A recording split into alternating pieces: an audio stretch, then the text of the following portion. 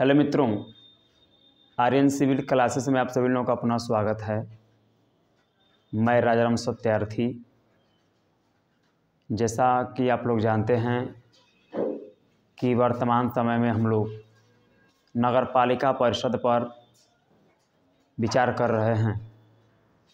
देखिए, मैं आप लोगों को पिछले वाले वीडियो में नगर निकाय क्या होता है, कैसे उसका प्रावधान किया गया, इसके बारे में मैं बताया था। आइए मैं थोड़ा उसको रिवाइज करते हुए बहुत तेज आगे बढ़ जाते हैं हम लोग। देखिए, मैं बताया था आप लोगों को कि 74वां संविधान संशोधन के माध्यम से ही 74वां संविधान संशोधन 1992 में इस नगर पालिका परिषद विधेयक को पीवी नरसिम्हा राव सरकार ने लाया था। 22 दिसंबर 1992 ईस्वी को लोकसभा में रखा, लोकसभा ने इसको पास कर दिया। ये आपका 22 दिसंबर 1992 ईस्वी को ये लोकसभा में ला करके रखा गया था। लोकसभा ने क्या कर दिया, इसको पास कर दिया, पारित कर दिया। उसके बाद यह 23 दिसंबर 1992 ईस्वी को यह राज्यसभा में रखा गया और राज्यसभा ने भी इसको क्या कर दिया, पास कर दिया। तो अब यह विधेयक, जैसा कि आप लोग जानते हैं कि कोई भी विधेयक लोकसभा राज्यसभा में जब पारित कर दिया जाता है तो राष्ट्रपति की अनुमति के लिए भेजा जाता है। तो इस विधेयक को राष्ट्रपति के पास भेजा गया अनुमति के लिए। तो यह इस विधेयक पर 20 अप्रैल 1992 ईस्वी को राष्ट्रपति जो थे, राष्ट्रपति ये थे आपके डॉक्टर शंकर दयाल शर्मा जी। डॉक्टर शंकर दयाल शर्मा जी उस समय हमारे देश के राष्ट्रपति जी थे। उन्होंने इस विधेयक को मंजूरी 20 अप्रैल 1992 ईस्वी को दे दिया। तो ये विधेयक कानून बन गया और इसको कानूनी मान्यता भी मिल गया। तो इसको 1 जून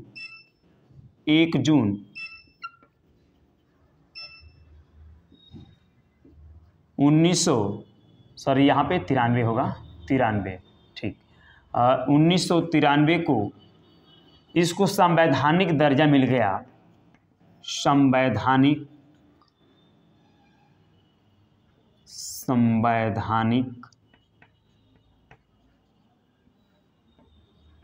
दर्जा मिल गया, अर्थात इसको संविधान में जोड़ दिया गया और 1 जून 1993 को इसको लागू कर दिया गया। याद रखेंगे। तो मैंने बताया आप लोगों को कि संविधान में नए भाग आए, नई अनुसूचियाँ आईं और नए अनुच्छेद आए। तो आइए इसके बारे में ज़रा देख लेते हैं।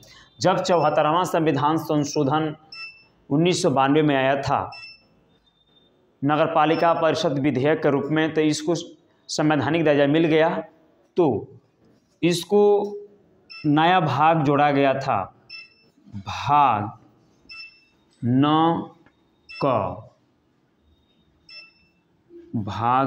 क में जोड़ा गया इसको, और एक नई अनुसूची बनी, अनुसूची 12वीं। याद रखेंगे, 12वीं अनुसूची में नगर पालिका परिषद को जोड़ा गया। इसके साथ साथ इस नए अनुच्छेद बने, ये अनुच्छेद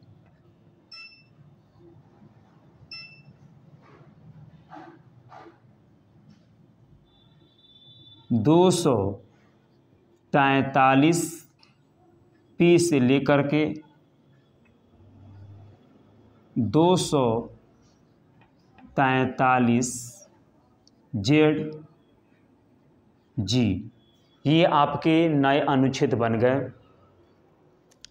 अब देखिएगा, यहाँ से क्वेश्चन पूछा जाता है कि नगरपालिका परिषद का उल्लेख किस भाग में किया गया है, तो आपको जवाब देना होगा भाग 9 क। फिर क्वेश्चन पूछ लिया जाता है कि 12वीं अनुसूची चौथे संविधान संशोधन द्वारा जोड़ी गई, तो आपको जवाब देना चाहिए 74वां संविधान संशोधन 1992 में 12वीं अनुसूची को जोड़ा गया था। फिर क्वेश्चन पूछ लिया जाता है कि अनुच्छेदों की संख्या अर्थात नगरपालिका परिषद किन अनुच्छेदों के बीच में है, तो आपको जवाब देना होगा अनुच्छेद 243 से लेकर के अनुच्छेद 243 जेड जी तक है। अब देखिएगा, ये जो नगरपालिका परिषद है, नगरपालिका परिषद के अंतर्गत 18 विषय होते हैं, यानी कि ये जो 12वीं अनुसूची है, 12वीं अनुसूची में 18 विषय हैं, 18 विषय हैं, इसको याद रखिएगा, 18 विषय हैं। जैसे नगरपालिका में सड़क, जो नालियाँ होती हैं, नाले होते हैं, उनको सफाई कराना, नालियों में दवा छिड़कवाना, जिसे कीड़े मकोड़े जो होते हैं, कीटनाशक, जितने जीव जंतु होते हैं वो मर जाते हैं। उसके साथ साथ बस स्टैंड बनवाना, बस स्टैंड को सफाई रखना, पानी टंकी बनवाना, इसके साथ साथ अग्निशमन का निर्माण करवाना। उसके बाद यहाँ पर देखेंगे कि शहरों में कब्रिस्तान बनाना, कब्रिस्तान का जगह निश्चित करना, शव गड़वाने वाला जगह, ये सब 18 विषय हैं जो 12वीं अनुसूची के अंतर्गत रखे गए हैं। ये नगरपालिका परिषद की ये विषय हैं। अब यहाँ से क्वेश्चन यहाँ से पूछ लिया जाता है कि नगरपालिका परिषद के अंतर्गत टोटल कितने अनुच्छेद हैं, तो आपको जवाब देने होंगे नगरपालिका परिषद के अंतर्गत अनुच्छेदों की संख्या 18 है। तो देखिए, यहाँ पर सबसे अच्छा बात यहाँ पर ये है कि नगरपालिका परिषद में विषयों की संख्या भी 18 है और इसमें अनुच्छेदों की संख्या भी 18 है। तो यहाँ से क्वेश्चन पूछा जाता है, कई बार पूछ लिया गया है कि नगरपालिका परिषद में कुल कितने अनुच्छेद हैं, तो काउंट कर लीजिएगा। यहाँ से अब चलेंगे, जैसे मैं बताऊँ आप लोगों को यहाँ पर मैं बताऊँ आपको कि 243 पी, 243 क्यू, उसी प्रकार 243 आर, ऐसे ही आपका क्या हो जाएगा, बढ़ता चला जाएगा और ये आपका चला जाएगा कहाँ तक, जेड तक। तो ज़रा काउंट करेंगे, पी से लेकर के जेड तक ये जाएगा, तो पी से लेकर के जेड तक ये जाएगा, तो ये आपके हो जाएंगे 11। और उसके बाद पुनः जेड के बाद लिखेंगे 243 जेड ए, 243 जेड बी, ऐसे करके आपका जी तक जाएगा। तो 11 ये हो जाएंगे और 7 ये हो जाएगा, तो जोड़ देंगे 11 7 18। इस प्रकार से मैं बताऊं कि नगर पालिका परिषद में अनुच्छेदों की संख्या 18 होती है। चलो आपको ये नहीं करने हैं, लेकिन मैंने बताया कि देखिए ऐसे होता है क्योंकि यह काफ़ी कॉम्प्लिकेटेड है। यहाँ से अनुच्छेदों की संख्या पूछ लिया जाता है, जो मैंने आपको दिखा दिया। बस आपको 18 याद रखने हैं, पेपर में ये पूछता है।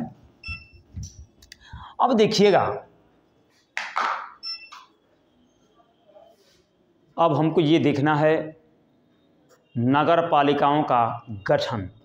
नगर पालिकाओं का गठन कैसे होता है, इसके बारे में हमको देखना है। आप इसका स्क्रीनशॉट लें और मैं भी इसको मिटा देता हूँ। चलिए,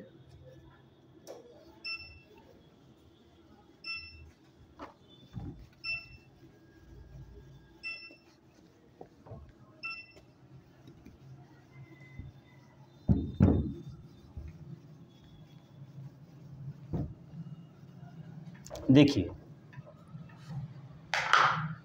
नगर पालिकाओं का गठन देखना है।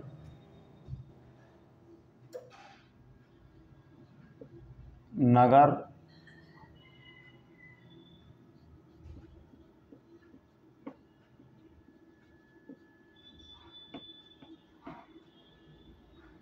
पालिकाओं का गठन।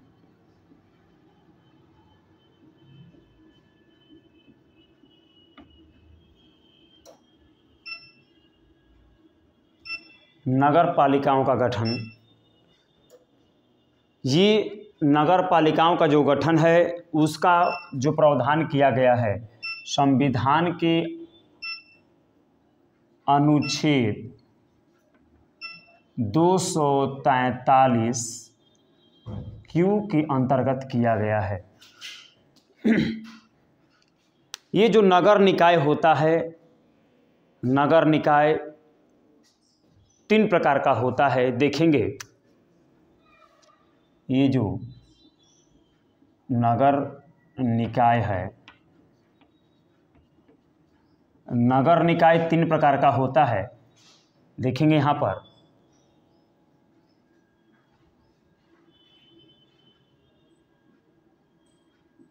पहला नगर पंचायत, दूसरा होता है नगर पालिका परिषद,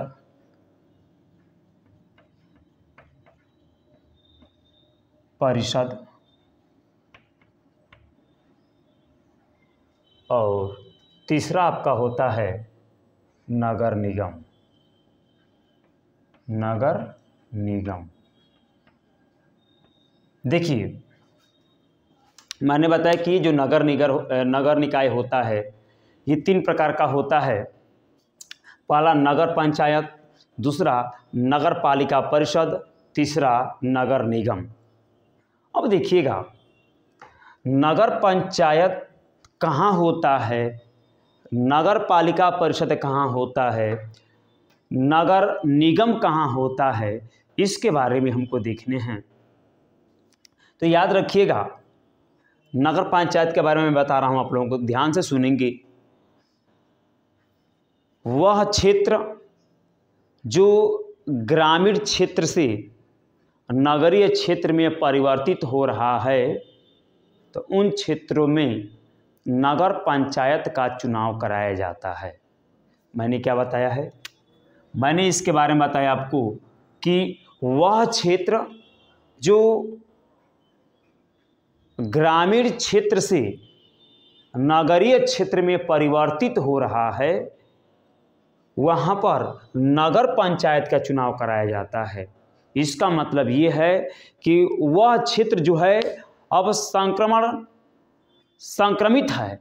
संक्रमित का मतलब क्या, न तो वो पूर्णतः गांव है और न ही वह पूर्णतः नगर है, इन दोनों के बीच में है। मैंने बताया अभी आपको कि ग्रामीण क्षेत्र से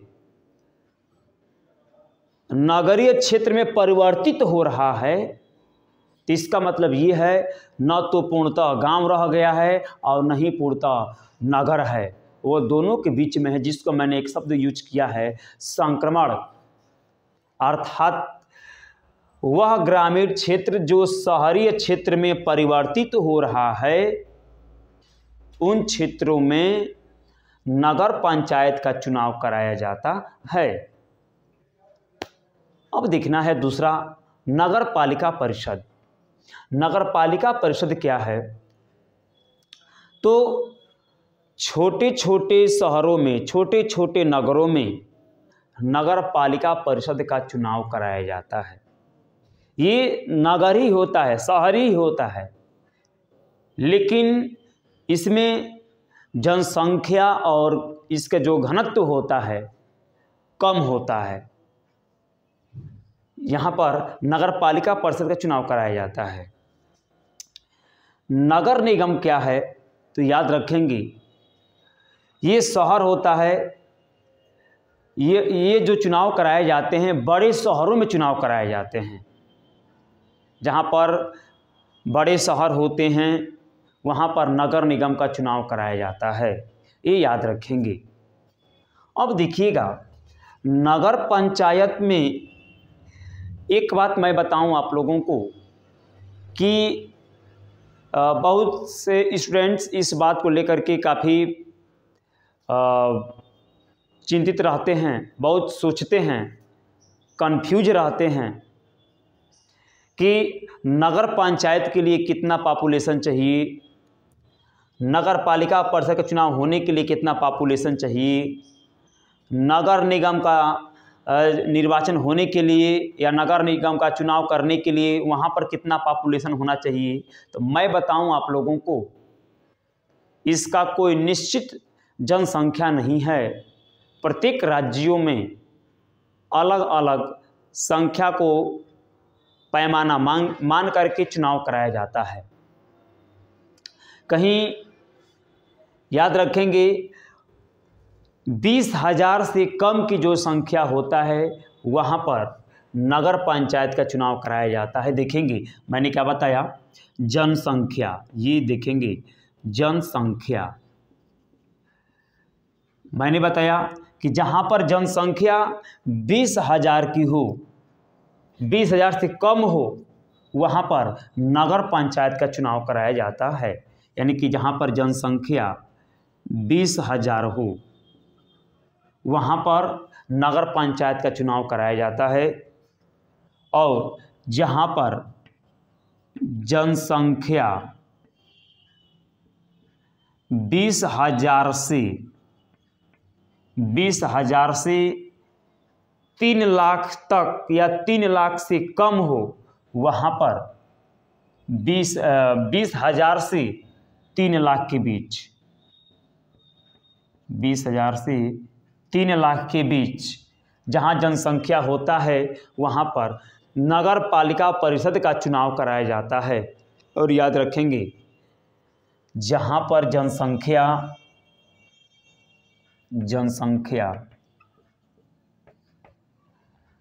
3 लाख से अधिक हो, यानी कि 5 लाख से अधिक जाए, 3 लाख से अधिक,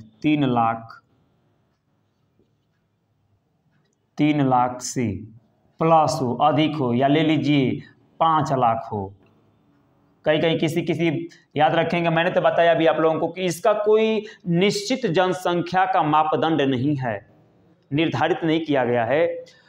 इनकी किस क्षेत्र में नगर पंचायत का चुनाव कराया जाएगा, किस क्षेत्र में नगर पालिका परिषद का चुनाव कराया जाएगा, किस क्षेत्र में नगर निगम का चुनाव कराया जाएगा, वह उस राज्य की विधानमंडल तय करती है।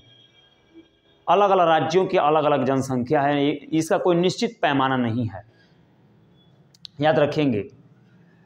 कहीं देखते हैं कि दिखाई देता है कि 10 लाख पर जहाँ पर होता है वहाँ पर नगर निगम का चुनाव कराया जाता है। कहीं किताब में पढ़ेंगे कि जहाँ से 3 लाख से अधिक जनसंख्या होती है, पार जाती है, वहाँ पर नगर निगम चुनाव कराए जाते हैं। या 5 लाख की जनसंख्या कम से कम होती है, वहाँ पर आपका नगर निगम चुनाव कराए जाते हैं। अभी देखते हैं कि कहीं पढ़ते हैं आप लोग कि नगर पालिका परिषद के चुनाव वहाँ कराए जाते हैं जहाँ पर जनसंख्या 3 लाख से पार जाने लगती है। तो मैंने बताया है कि ये फिक्स नहीं है, अलग अलग राज्यों में अलग अलग है इसका, लेकिन मैंने एक सामान्य आपको बता दिया है, याद रखेंगे। अब देखिएगा, नगर पंचायत का जो मुखिया होता है, नगर पंचायत का जो मुखिया होता है, नगर पंचायत का मुखिया, नगर पंचायत के मुखिया को अध्यक्ष कहा जाता है। क्या कहा जाता है? अध्यक्ष, चेयरमैन बोलते हैं इसको, अध्यक्ष, अध्यक्ष कहते हैं, याद रखेंगे। और नगर पालिका के जो मुखिया होते हैं, इनके मुखिया को भी अध्यक्ष बोलते हैं, चेयरमैन बोलते हैं, याद रखेंगे। और नगर निगम के जो मुखिया होते हैं, नगर निगम के जो मुखिया होते हैं उनको महापौर या उसको इंग्लिश में मेयर कहा जाता है। महापौर, महापौर कहते हैं या इसी को इंग्लिश में मेयर बोलते हैं, मेयर, याद रखेंगे।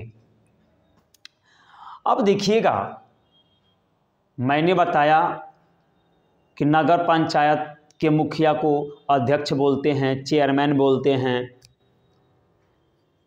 नगर पालिका परिषद के अध्यक्ष को भी, मुखिया को भी अध्यक्ष बोलते हैं, चेयरमैन बोलते हैं। लेकिन यहाँ पे नगर निगम के जो मुखिया होते हैं उनको महापौर बोलते हैं। इन दोनों से हट करके ये है। अब ये देखना है इनका चुनाव कैसे होता है, तो ये भी याद रखेंगे बात आप लोग। इनका जो चुनाव होता है राज्य की विधानमंडल पर निर्भर करता है।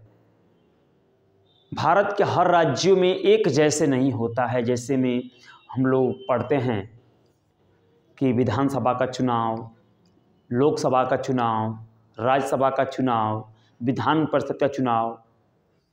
तो जिस प्रकार से यूपी में विधानसभा का चुनाव होता है या विधान परिषद का चुनाव होता है, उसी प्रकार भारत के हर राज्यों में भी विधानसभा का चुनाव, विधान परिषद का चुनाव, लोकसभा का चुनाव वैसे होता है।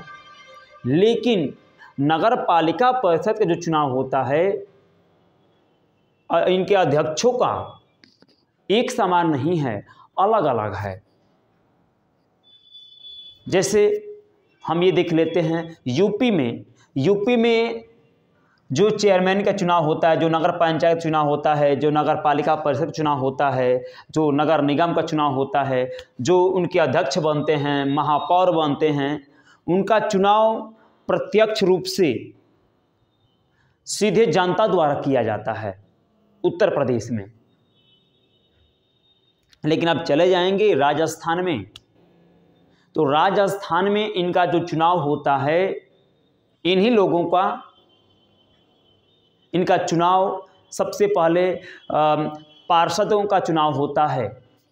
जैसे में हमारे यहाँ क्या होता है, चले आएंगे पंचायती राज के अंतर्गत मध्यवर्ती जो चुनाव कराए जाते हैं प्रखंड स्तर के, ब्लॉक स्तर के, तो सबसे पहले बीडीसी कैंडिडेट को सीधे जनता द्वारा प्रत्यक्ष रूप से चुनाव जिताया जाता है। उसके बाद बीडीसी कैंडिडेट लोग अपने में से ही किसी व्यक्ति को प्रमुख बनाते हैं, ब्लॉक प्रमुख जिसको कहते हैं। तो उसी प्रकार राजस्थान में क्या होता है, इन सब के लिए सबसे पहले सभासद, जिसको पार्षद बोलते हैं, पहले पार्षदों का चुनाव सीधे जनता द्वारा कराया जाता है। उसके बाद पार्षद मिल करके आपस में किसी एक पार्षद को चेयरमैन चुनते हैं। ये राजस्थान का प्रक्रिया है। तो मैंने बताया है कि चुनाव से संबंधित एक समान प्रक्रिया नहीं है, ये अलग अलग राज्यों का अलग अलग तरीका है। क्योंकि ये नगर पालिका परिषद आपका यह राज्य सूची का विषय है, और राज्य सूची का विषय है तो यहाँ पर विधानमंडल को, प्रत्येक राज्य के विधानमंडल को यह पावर दिया गया है, यह शक्ति दिया गया है कि वो अपने तरीके से चुनाव कराएं नियमतः। तो देखेंगे, तो ये मुखिया का, इनके जो मुखिया होते हैं उनको अध्यक्ष बोलते हैं, इनके जो मुखिया होते हैं उनको भी अध्यक्ष बोलते हैं, लेकिन इनके जो मुखिया होते हैं इनको महापौर बोलते हैं। ये याद रखेंगे। अब देखिएगा, ये रहा उनका गठन। अब हमको ये देखना है कि इनकी संरचना क्या है, अर्थात नगर पालिकाओं की संरचना कैसे होती है, इसके बारे में हम लोगों को देखना है। ज़रा इसके बारे में हम लोग देखेंगे। इसको तुरंत आप लोग स्क्रीनशॉट लें, पुनः मैं इसको मिटाऊं, उसके बाद आगे मैं नगर पालिकाओं की संरचना के बारे में हम पढ़ते हैं। चलिए आइए।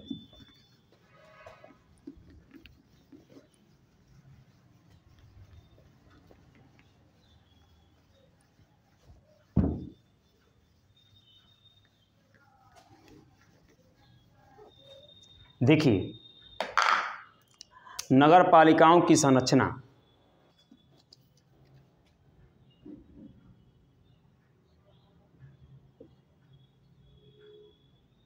नगर पालिकाओं की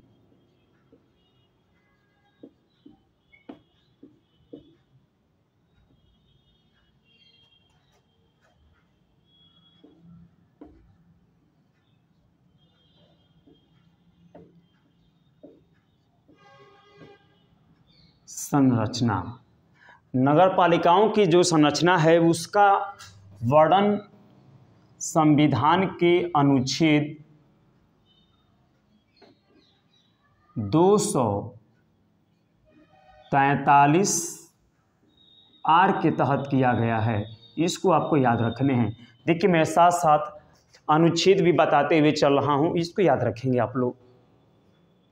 नगर पालिकाओं की संरचना, नगर पालिकाओं की संरचना कैसे तैयार की जाती है, कैसे गठित की जाती है, इसके बारे में हम लोगों को देखना है। तो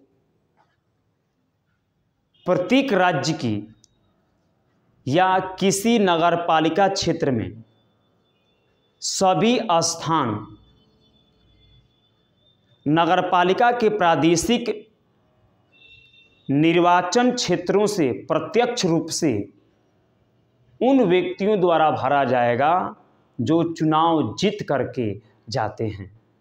या ऐसे कह सकते हैं आप कि किसी नगर पालिका में सभी स्थान नगर पालिका प्रादेशिक निर्वाचन क्षेत्रों से प्रत्यक्ष रूप से निर्वाचित व्यक्तियों द्वारा भरा जाएगा।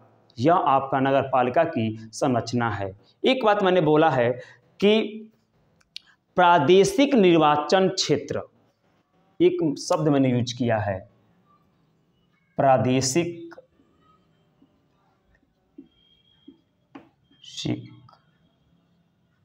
निर्वाचन क्षेत्र। जरा इसके बारे में हम लोग डिस्कस करेंगे।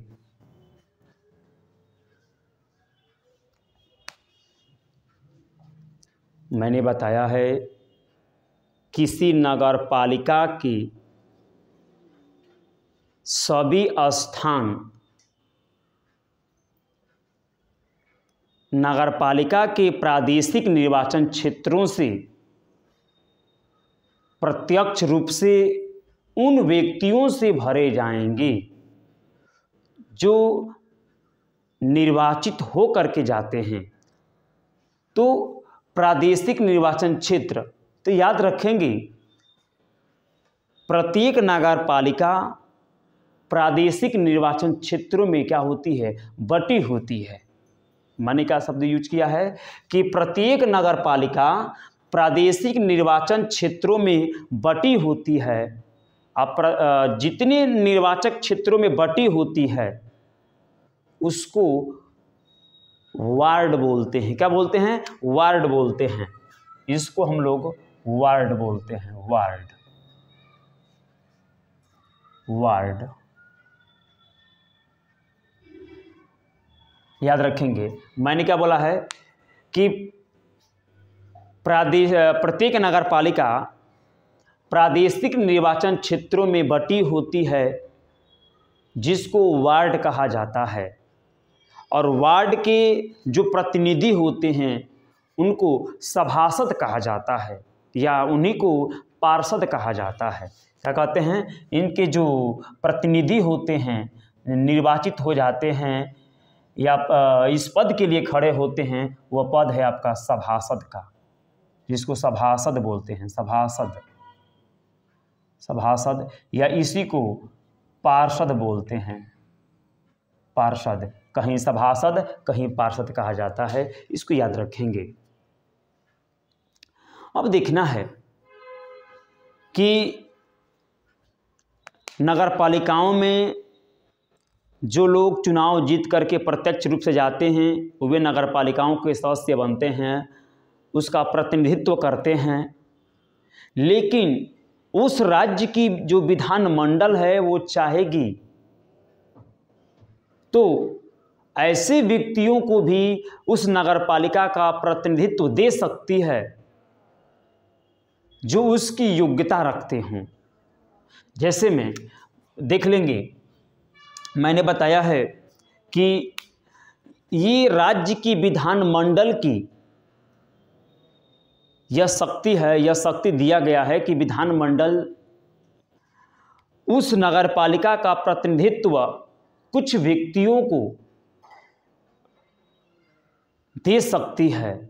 जैसे में ऐसे व्यक्ति, वो व्यक्ति कौन हो सकते हैं तो याद रखेंगे, ऐसे व्यक्ति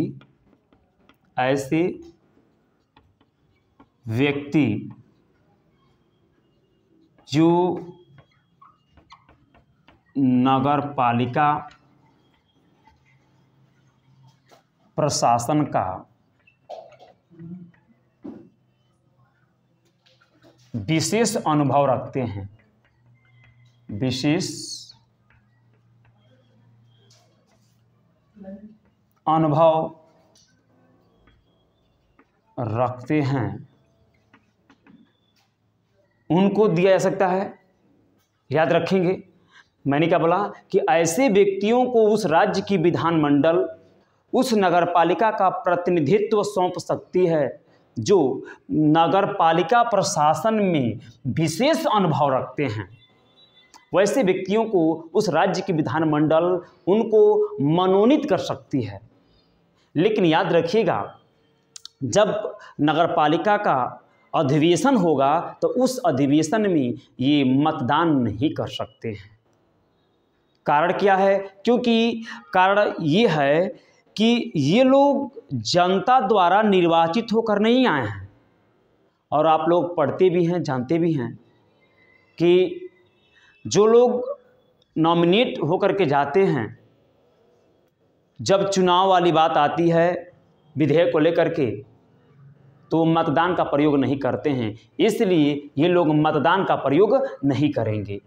उसके साथ साथ मैं बताऊं, राज्य विधानमंडल उस व्यक्ति को उस नगरपालिका का प्रतिनिधित्व सौंप सकती है जो उस क्षेत्र का या उस क्षेत्र में या जो जिसका वह क्षेत्र लोकसभा क्षेत्र में आता हो या राज्य विधानसभा के क्षेत्र में वह क्षेत्र आता हो, उस व्यक्ति को भी यह सौंपा जा सकता है। क्या चीज़? मैंने बोला लोकसभा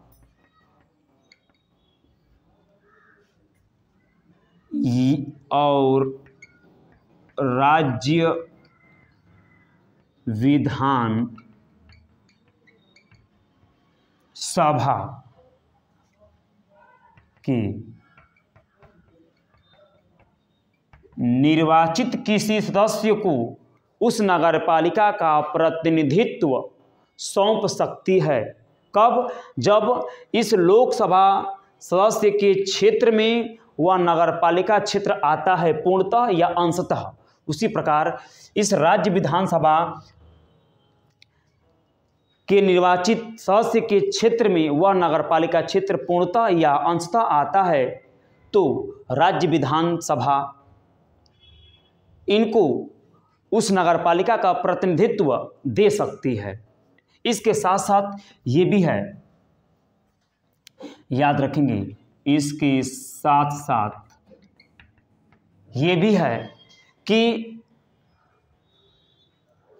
जो राज्यसभा का सदस्य होते हैं, क्या चीज़?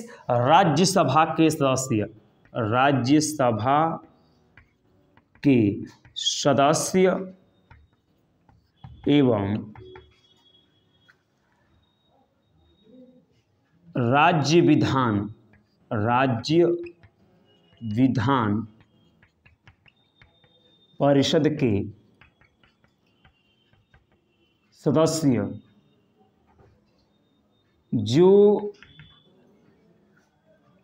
जो उस नगर पालिका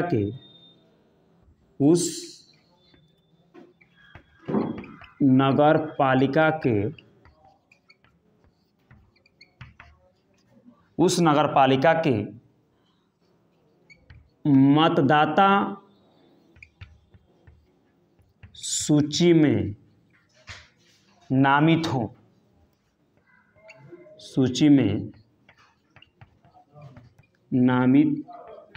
हों, वैसे व्यक्तियों को उस राज्य का विधानसभा उस नगरपालिका का प्रतिनिधित्व सौंप सकती है।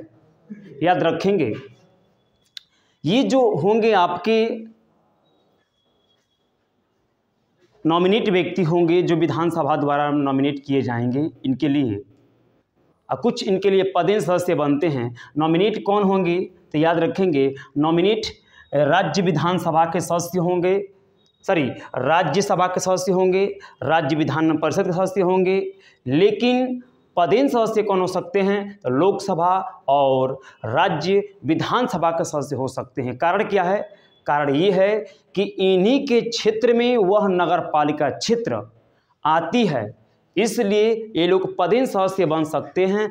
जबकि राज्य विधान परिषद और राज्यसभा के सदस्य उस नगरपालिका के मतदाता सूची में शामिल होते हैं, इसलिए इनको नॉमिनेट सदस्य बनाया जा सकता है।